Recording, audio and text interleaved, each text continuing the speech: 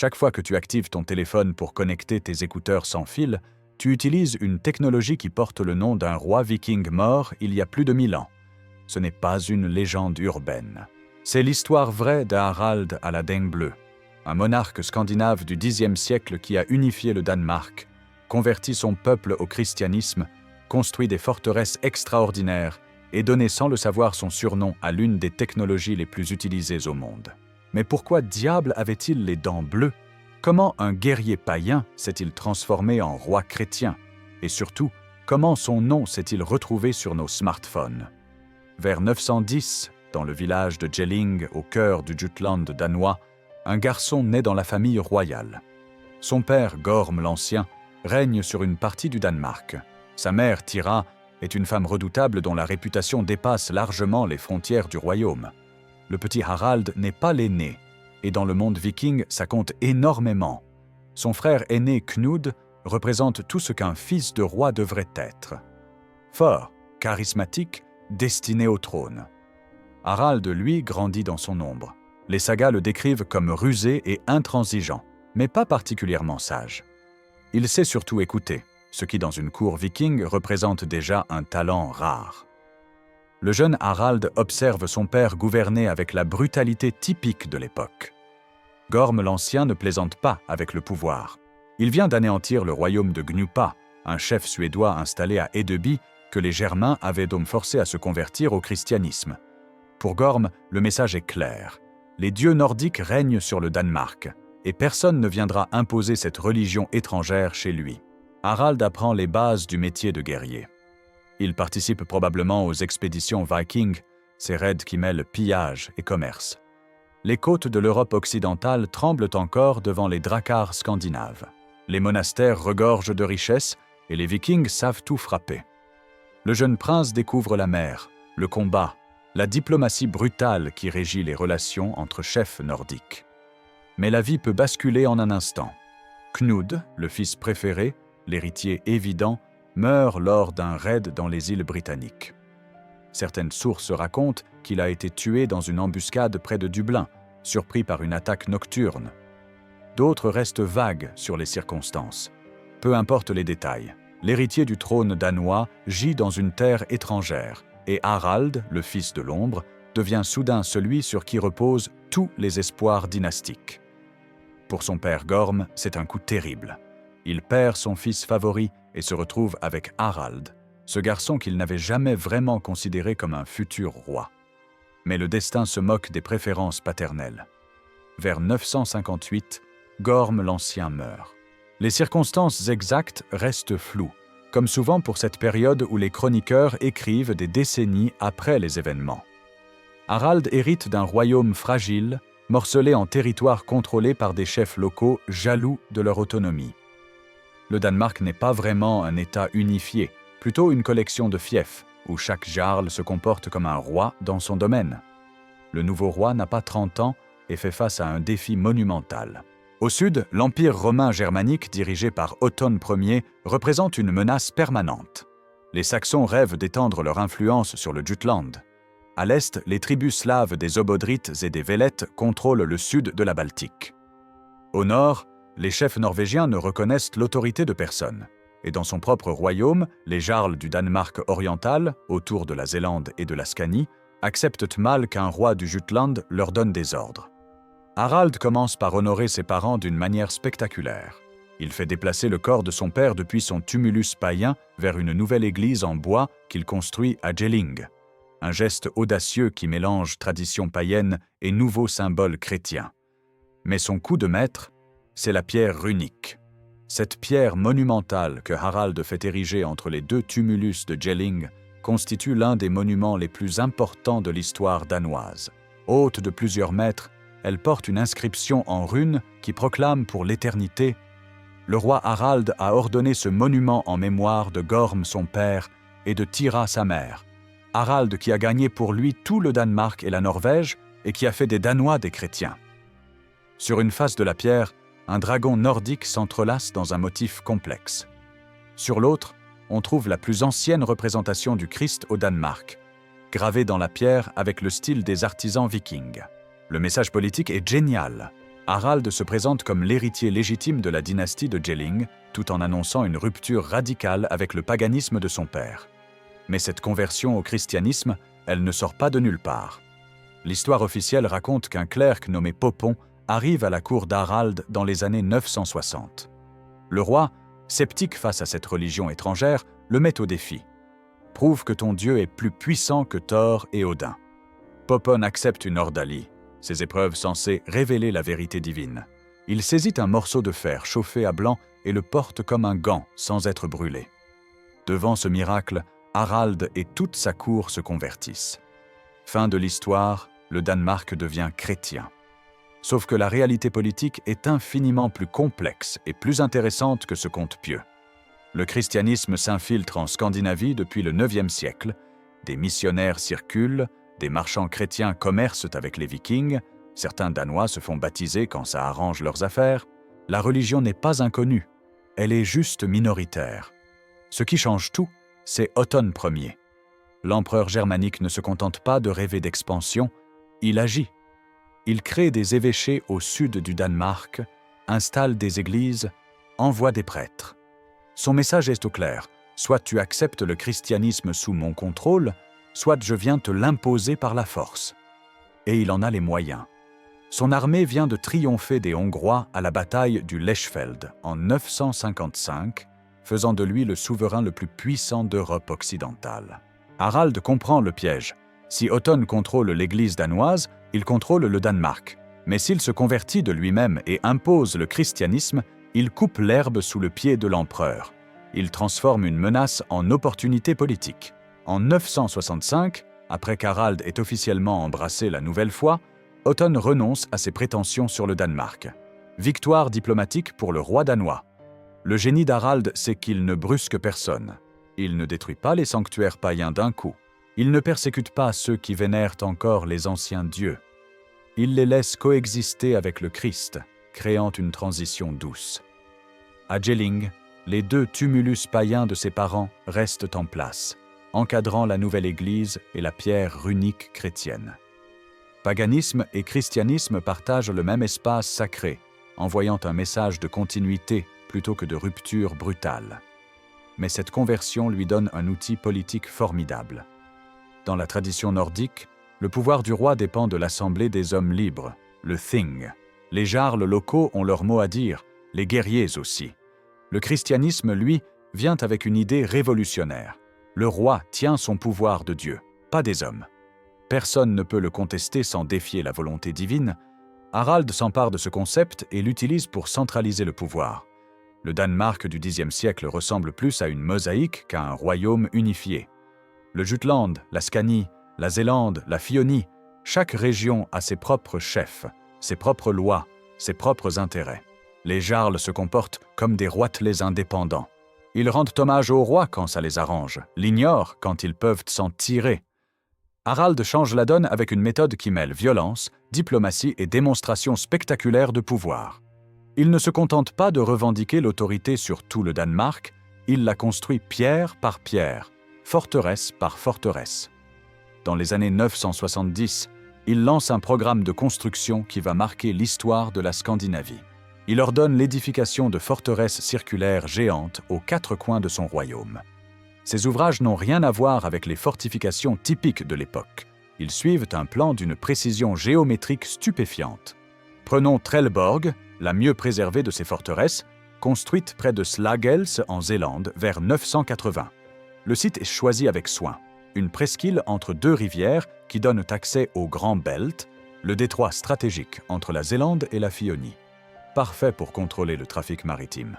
Le plan est d'une rigueur mathématique. Un cercle parfait de 137 mètres de diamètre intérieur. Un rempart de 17 mètres de large s'élevant à plus de 5 mètres de haut, construit avec de la terre et des palissades de bois de chêne. Un fossé profond encercle l'ensemble. 4 portes s'ouvrent exactement aux points cardinaux, reliés par 2 axes qui se croisent au centre du cercle. Chacun des 4 quartiers contient 4 maisons longues, disposées avec une symétrie parfaite. Chaque bâtiment mesure près de 30 mètres de long, construit selon un plan identique. Mais Trelleborg n'est pas seul. Agersborg, dans le nord du Jutland, est encore plus monumental. avec un diamètre de 240 mètres. Firkat, Nonnebacken, Borgring et même Borgeby en Scanie suédoise, toutes construites selon le même principe, toutes datées des années 970 à 980. Un réseau de forteresses qui couvre le Danemark comme un filet. La dendrochronologie, cette science qui permet de dater le bois avec précision en comptant les anneaux de croissance des arbres, révèle quelque chose d'extraordinaire.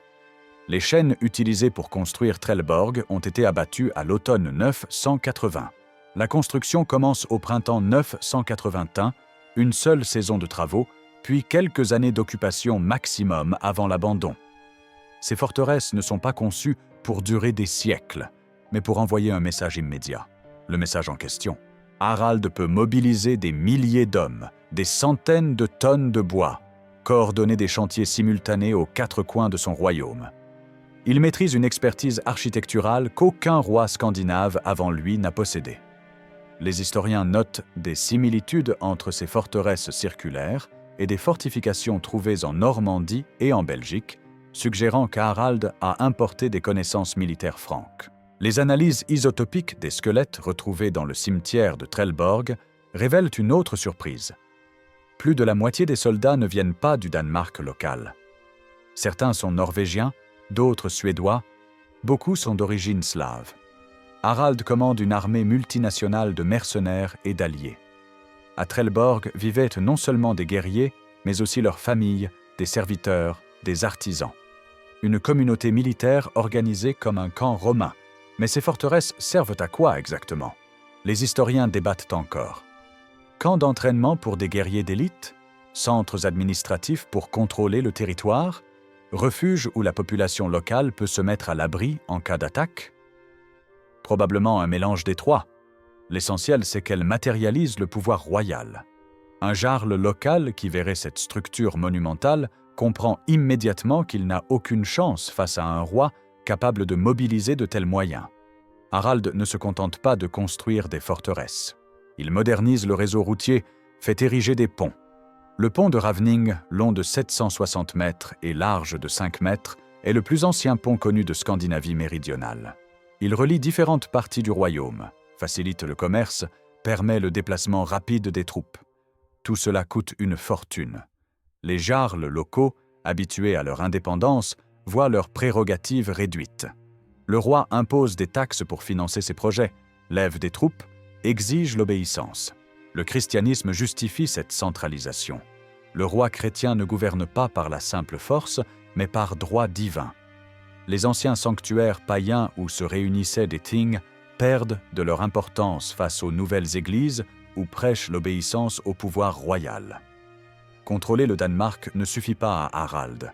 Il tourne ses ambitions vers la Norvège, ce royaume morcelé du Nord où aucun chef ne réussit à imposer durablement son autorité sur l'ensemble du territoire.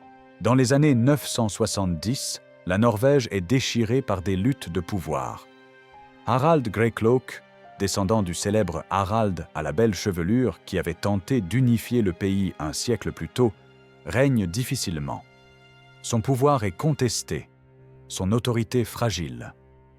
Des jarls norvégiens, menés par Håkon Sigurdsson, complotent contre lui. Harald Bluetooth voit l'opportunité. Il soutient les rebelles, leur fournit des troupes, finance leur rébellion. En 970, Harald Greycloak est assassiné. Le Danemark contrôle désormais des parties significatives de la Norvège, particulièrement le Vik autour du fjord d'Oslo et du Skagerrak. Håkon Sigurdsson devient le jarl le plus puissant de Norvège, mais il règne en vassal du roi danois. Sur sa pierre runique de Jelling, Harald peut maintenant se vanter d'avoir gagné pour lui tout le Danemark et la Norvège. C'est une exagération. Il ne contrôle pas toute la Norvège, loin de là. Mais il en contrôle assez pour que la revendication ne paraisse pas complètement ridicule. Au sud, la situation est plus compliquée. Harald renforce le Danvirk, cette ligne de fortification qui marque la frontière entre le Danemark et les territoires saxons. Mais en 974, l'empereur Otton II, fils et successeur d'Otton Ier, en a assez des ambiguïtés danoises. Il lance une offensive massive, prend Hedeby, la grande ville commerçante, et s'empare du sud du Jutland. Harald doit courber les chines. Il perd temporairement le contrôle de la Norvège. Les sagas nordiques le présentent sous un jour peu flatteur pendant cette période, racontant qu'il a dû se soumettre par 2 fois au prince suédois rebelle Styrbjörn le Fort. La première fois en lui donnant une flotte et sa fille Tyra en mariage, la seconde en se livrant lui-même comme otage. Quand Styrbjörn mène cette flotte pour réclamer le trône de Suède lors de la bataille de Fyrisvellir, Harald rompt sa parole et fuit avec ses Danois pour éviter d'affronter l'armée suédoise. Ces histoires montrent peut-être un Harald plus opportuniste que loyal, un politique calculateur plutôt qu'un guerrier héroïque. Les sagas islandaises, écrites des décennies plus tard par des auteurs qui n'aimaient pas particulièrement les rois danois, adorent raconter ces moments de faiblesse. Mais en 983, la fortune tourne. Othon II subit une défaite catastrophique face aux Sarrasins au Cap Colonne en Italie du Sud. L'Empire est affaibli, déstabilisé. Harald saisit l'occasion. Il s'allie avec Mustivoj, le prince Obodrite, un chef slave dont il a épousé la fille Tove. Ensemble, ils attaquent les positions saxonnes au Danemark. Le sud du Jutland retombe sous contrôle danois. L'ingérence germanique cesse pour au moins une génération. Harald a 70 ans passés, un âge vénérable pour l'époque. Il règne depuis un quart de siècle, a transformé le Danemark, imposé une nouvelle religion, construit des forteresses monumentales, étendu son influence jusqu'en Norvège. Sur le papier, c'est un succès retentissant, mais sous la surface, ça bouillonne. Les grands projets d'Harald ont coûté cher, très cher. Les forteresses, les routes, les ponts, les églises, tout ça nécessite des ressources massives. Les jarls locaux, privés de leur autonomie traditionnelle, rongent leurs freins. Le christianisme déplaît à ceux qui préfèrent les anciens dieux. La centralisation du pouvoir écrase les structures sociales traditionnelles. Et puis, il y a Sven, le fils d'Harald. Les sources divergent sur sa mère. Selon la saga des Jomsviking, Sven serait né d'une relation avec une paysanne de Fioni nommée Esa, une femme décrite comme grande et d'apparence virile. D'autres textes en font le fils légitime d'Harald et de Gunhild. Peu importe sa naissance, Sven grandit dans l'ombre d'un père puissant et vieillissant. Les chroniqueurs tardifs tentent d'expliquer la rébellion de Sven par des motifs religieux.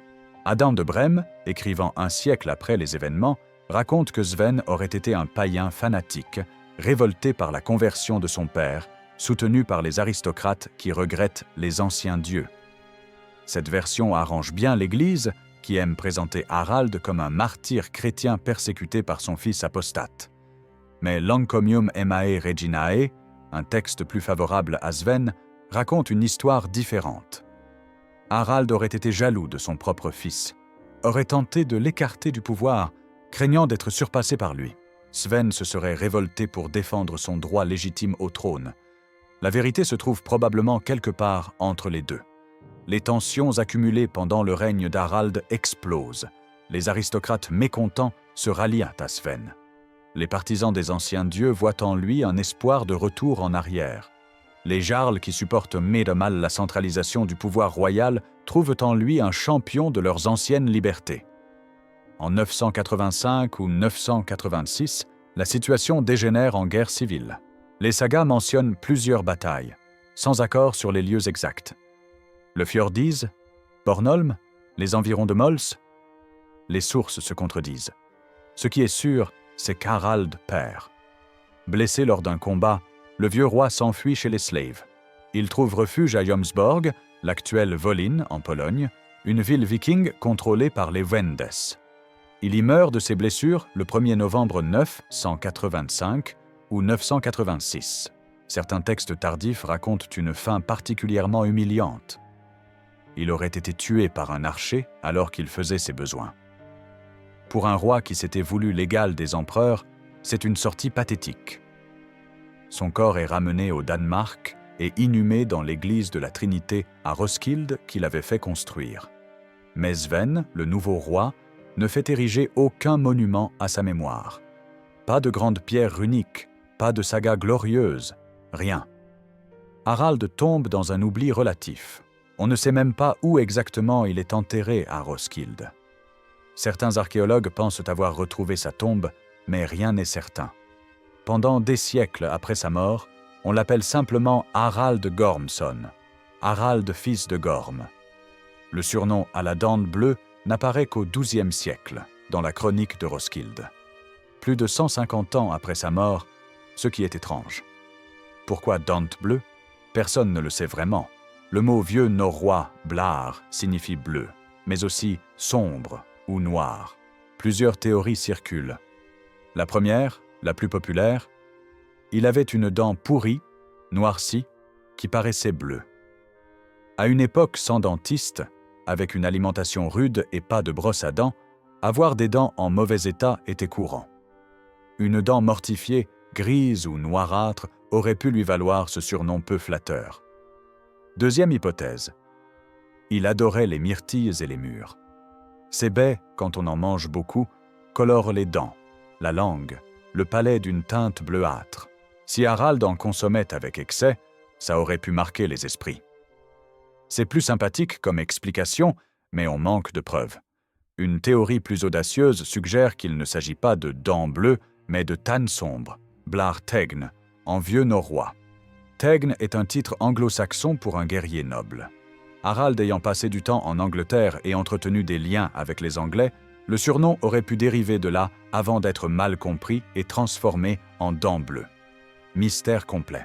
Ce qui est sûr, c'est que le surnom ne date pas de son vivant. Ses contemporains l'appelaient Harald Gormson. La dent bleue est une invention posthume dont on ne connaît pas vraiment l'origine. Et puis ce surnom tombe dans l'oubli pendant des siècles, jusqu'à ce qu'en 1994, des ingénieurs le ressuscitent. Les années 1990 marquent l'explosion de la technologie sans fil. Les téléphones portables se démocratisent, les ordinateurs se multiplient, mais connecter ces appareils entre eux reste compliqué. Des câbles partout. Une start-up suédoise, Ericsson, travaille sur une solution. Un protocole de communication sans fil à courte distance qui permettrait de faire dialoguer différents appareils. L'ingénieur suédois Sven Mattisson et son collègue néerlandais Jaap Hartsen développent la technologie. Mais en 1997, lors d'une réunion de travail avec des partenaires d'Intel et de Nokia, il faut lui trouver un nom. Jim Kardash, employé d'Intel, vient de lire un roman sur les Vikings. Il connaît l'histoire d'Harald Bluetooth, ce roi qui a unifié le Danemark et la Norvège. L'analogie est parfaite. Cette technologie doit unifier des protocoles de communication différents, faire parler ensemble des appareils de marques concurrentes, créer une connexion là où il n'y en avait pas. Exactement ce qu'Harald a fait avec les tribus danoises. Kardash propose Bluetooth comme nom de code temporaire. Le logo suit. On prend les runes qui correspondent aux initiales d'Harald Bluetooth en vieux norrois. Hagal H pour H et Bjarkan B pour B. On les superpose et ça donne le symbole Bluetooth BH que des milliards de gens ont maintenant sur leurs appareils. Normalement, le nom devait changer avant la commercialisation. Mais les alternatives proposées ne convainquent personne. RadioWire, PAN, Personal Area Network, rien ne marque les esprits. Bluetooth reste. En 1998, le Bluetooth Special Interest Group est créé officiellement. La technologie est standardisée. Et en 1999, les premiers produits équipés du Bluetooth arrivent sur le marché. Le succès dépasse toutes les prévisions. Aujourd'hui, plus de 5 milliards d'appareils équipés du Bluetooth sont vendus chaque année. Téléphones, ordinateurs, écouteurs, voitures, montres connectées, thermostats intelligents, haut-parleurs, la technologie s'est infiltrée partout. En 2023, dans un moment d'humour et de respect historique, le musée de Jelling au Danemark délivre une autorisation officielle et symbolique. Les inventeurs du Bluetooth, qui avaient emprunté le nom sans demander la permission, reçoivent le droit de l'utiliser pour les 1000 prochaines années. Le directeur du musée déclare avec ironie « Dans un esprit de bonne volonté et de coopération, nous vous autorisons par la présente à continuer à utiliser le nom Harald Bluetooth pour les 1000 prochaines années. » Harald meurt oublié, trahi par son fils, chassé de son royaume. Son corps repose quelque part à Roskilde, mais l'emplacement exact reste incertain. Sven efface délibérément la mémoire de son père, ne construit aucun monument, ne commande aucune saga glorieuse. Pendant des siècles, Harald reste une figure obscure de l'histoire danoise, connue des spécialistes mais ignorée du grand public. Et puis au XIXe siècle, les fouilles commencent à Jelling. Les archéologues découvrent les tumulus, exhument la pierre runique, comprennent l'importance du site. Le Danemark, alors en pleine construction de son identité nationale, se cherche des héros fondateurs. Harald devient le roi bâtisseur, celui qui a créé le Danemark moderne, unifié le royaume, apporté le christianisme. La pierre de Jelling devient un symbole national. Le site est classé au patrimoine mondial de l'UNESCO en 1994. Les Danois y voient leur acte de naissance en tant que nation. L'inscription runique « Harald qui a gagné pour lui tout le Danemark » résonne comme la première affirmation d'une identité danoise unifiée. Dans les années 1930 à 1940, les archéologues excavent les forteresses circulaires. Trelleborg, Agersborg, Firkat révèlent leur géométrie stupéfiante. En 2023, les 5 forteresses danoises sont inscrites au patrimoine mondial de l'UNESCO pour leur architecture unique et leur témoignage du pouvoir de la dynastie de Jelling. En 2018, un détectoriste amateur découvre un trésor exceptionnel sur l'île de Rügen en Allemagne. Des centaines de pièces d'argent, des bijoux, un marteau de Thor rarissime, des objets datés du règne d'Harald. Les historiens pensent que ce trésor a été caché par l'entourage du roi en fuite après sa défaite face à Sven. Le vieux monarque, chassé de son royaume, emportant avec lui les derniers vestiges de sa richesse avant de mourir chez les slaves. L'image d'Harald traverse les époques de façon contradictoire. Pour Adam de Brême, le chroniqueur chrétien, c'est presque un saint martyr. Pour certaines sagas islandaises, c'est un roi viking accueillant et généreux. Pour d'autres, c'est un tyran fourbe et parjure. Les textes médiévaux construisent un millefeuille mémoriel, où toutes les interprétations coexistent sans se réconcilier. Aujourd'hui, des milliards de personnes utilisent la technologie qui porte son nom sans connaître son histoire. Le logo Bluetooth apparaît partout, symbole d'une connectivité instantanée, mais combien de gens savent qu'il représente les initiales runiques d'un roi viking mort il y a plus de 1000 ans? Harald voulait être le roi qui unifierait le Danemark, qui étendrait son pouvoir sur la Norvège, qui transformerait son royaume païen en monarchie chrétienne moderne. Il y est parvenu partiellement, au prix d'une opposition farouche qui a fini par le renverser. Son fils l'a effacé de la mémoire collective et pendant des siècles il est tombé dans l'oubli. Mais par un coup du sort qu'il n'aurait jamais pu prévoir, son nom a ressurgi au XXe siècle pour devenir l'un des plus reconnus au monde. Le roi qui voulait connecter les tribus danoises a fini par donner son nom à la technologie qui connecte nos appareils. Un héritage paradoxal pour un homme qui est mort en exil, chassé par son propre fils. Chaque fois que tu actives le Bluetooth sur ton téléphone, tu invoques sans le savoir la mémoire d'Harald Gormson.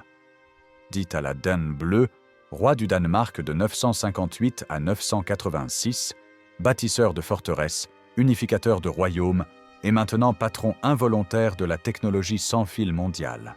Pas mal pour un viking aux dents probablement pourries qui a fini sa vie en fuyant une guerre civile. Au-delà des forteresses monumentales et des pierres runiques, qui était vraiment Harald? Les sources nous donnent des bribes, souvent contradictoires, qui laissent entrevoir un homme complexe et pragmatique. Physiquement, on ne sait presque rien. L'archéologie ne nous a pas livré de restes qui pourraient être identifiés comme les siens avec certitude. Les textes médiévaux ne décrivent pas son apparence, sauf ce fameux surnom dont on ne comprend même pas l'origine exacte. Avait-il vraiment une dent bleue ou noire? Aimait-il les myrtilles au point de s'en colorer les dents? Mystère. Politiquement, Harald était un joueur habile. Il a su transformer la menace chrétienne de l'Empire germanique en outil de pouvoir. Il a importé des idées et des techniques de l'Occident chrétien pour moderniser son royaume. Il a compris que le christianisme ne représentait pas seulement une religion, mais un système politique qui justifiait la centralisation du pouvoir.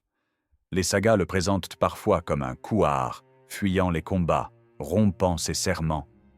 Mais ces textes sont écrits par des Islandais qui détestent les rois en général et les rois danois en particulier. Ils adorent raconter les faiblesses des puissants. D'autres sources le montrent comme un stratège calculateur, privilégiant la diplomatie et les alliances plutôt que la confrontation directe. Sa conversion au christianisme semble authentique, au moins sur le plan politique.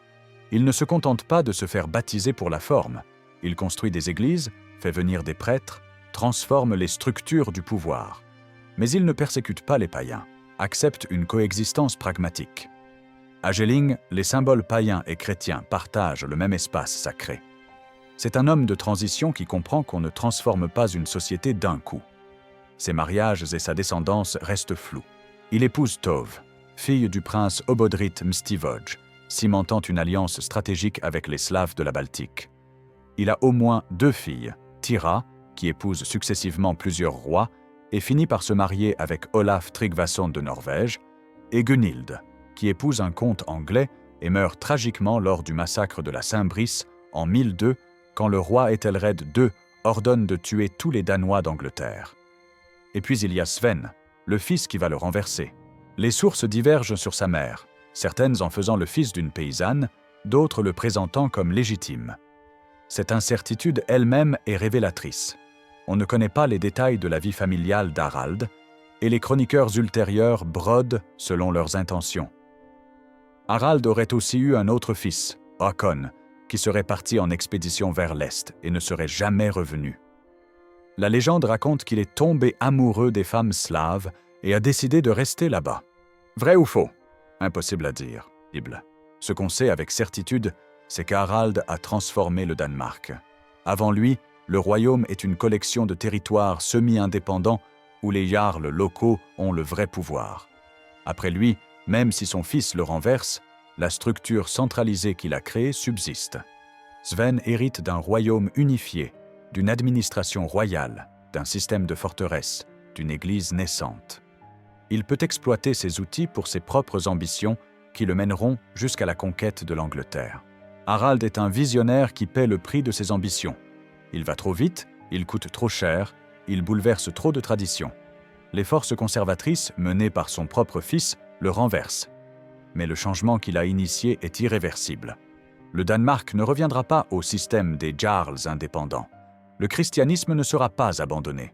Les forteresses témoigneront pendant des siècles du pouvoir royal. En 1994, Ericsson se lance un défi, connecter téléphone et accessoires sans câble. Les liaisons radio existent déjà, mais créer un standard ouvert, économique et universel, c'est une autre histoire. Sven Mattisson et Jaap Hartsen développent un protocole utilisant des ondes radio courtes portées à 2,4 GHz. Le signal change constamment de fréquence pour éviter les interférences et les interceptions. La portée limitée à 10 mètres est idéale pour connecter un casque à un téléphone. Le vrai défi reste la collaboration. En 1998, Ericsson, Intel, Nokia, IBM et Toshiba créent le Bluetooth Special Interest Group. Des concurrents jurés acceptent de travailler ensemble, reflétant exactement ce qu'Harald avait fait 1000 ans plus tôt, unir des groupes rivaux. Le nom Bluetooth devait être provisoire. Pendant des mois, on teste des alternatives. RadioWire sonne trop technique. Pan est trop générique. Rien ne marque les esprits. Le nom de code finit par s'imposer naturellement. En plus, cette histoire de roi viking unificateur fascine les journalistes. Le logo découle des initiales runiques de Harald, Hagal, H pour H et Bjarkan, B pour B. Leur superposition crée un symbole simple, reconnaissable, chargé d'histoires millénaires. Les débuts sont timides. Les premiers appareils Bluetooth arrivent en 1999, mais le coût freine l'adoption. Les années 2000 marquent l'explosion.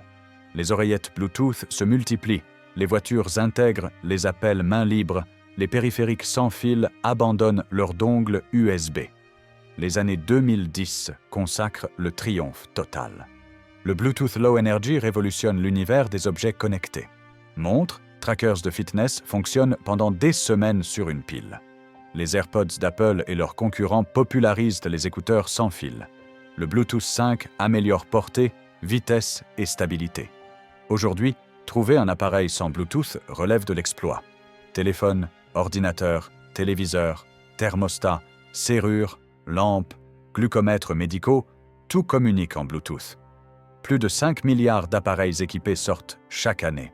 Cette technologie porte le nom d'un roi viking mort en 986, renversé par son fils, dont le surnom reste mystérieux. L'ironie est savoureuse.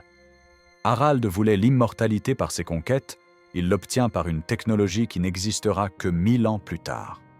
Les ingénieurs créent un pont inattendu entre Vikings et ère numérique. Le roi unificateur du Danemark donne son nom à la technologie qui unifie nos appareils. Le bâtisseur de forteresses circulaires inspire un logo de communication mondiale.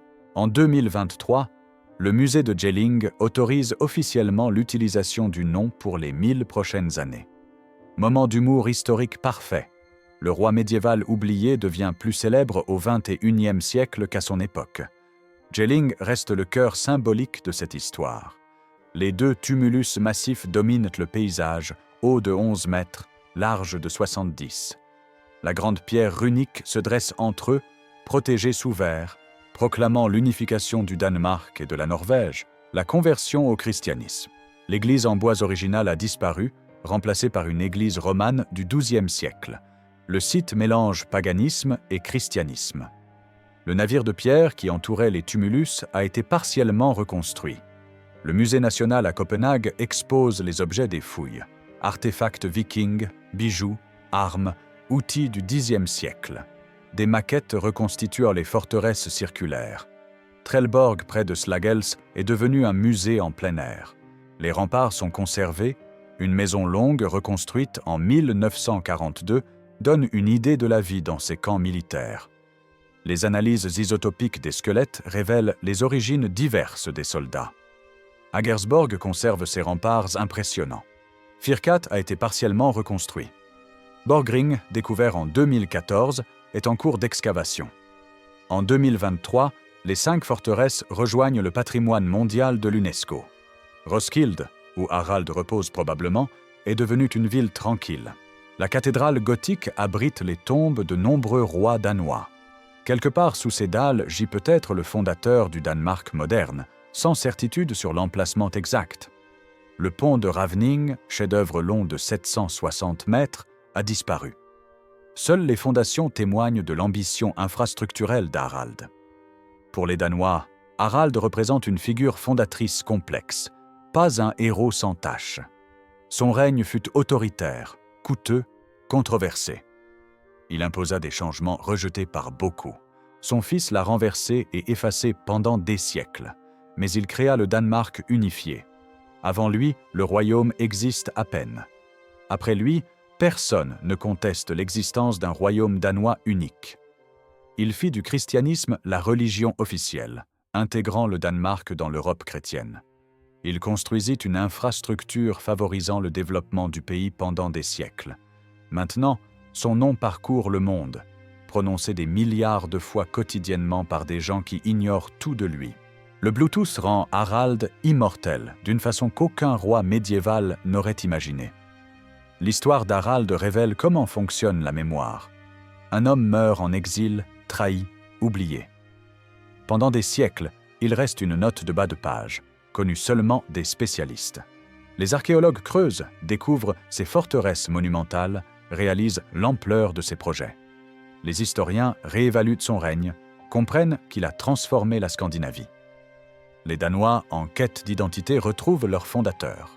Quand le Danemark redécouvre Harald, des ingénieurs cherchent un nom pour leur technologie. Par hasard, ils tombent sur ce roi unificateur. Le nom colle parfaitement. Soudain, un roi mort depuis 1000 ans devient une marque mondialement reconnue. Des milliards de personnes portent son nom en poche, au poignet, dans les oreilles. Le logo de ses initiales runiques apparaît partout. L'humanité rend quotidiennement hommage à un viking du Xe siècle sans le savoir. Cette résurrection inattendue satisfait profondément. Harald voulait être grand, mémorable, laisser une trace. Il construisit des forteresses censées durer des siècles, érigea des pierres runiques proclamant ses exploits, transforma un royaume.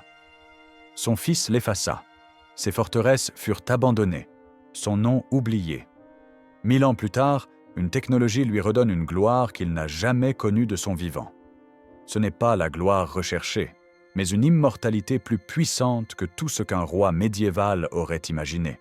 La prochaine fois que tu connectes tes écouteurs sans fil, pense à Harald. Ce roi vieillissant rêvait d'unifier son royaume, importa une religion étrangère pour moderniser son pouvoir, construisit des forteresses circulaires parfaites. Il mourut en fuyant son fils, fut enterré sans cérémonie, son nom effacé pendant des siècles. Pense à cette résurrection improbable. Harald voulait connecter les tribus danoises. Il finit par connecter l'humanité. Pas mal pour un viking aux dents probablement pourries. Le roi est mort il y a plus de 1000 ans. Mais chaque activation du Bluetooth prononce son nom, invoque sa mémoire, continue son œuvre d'unification.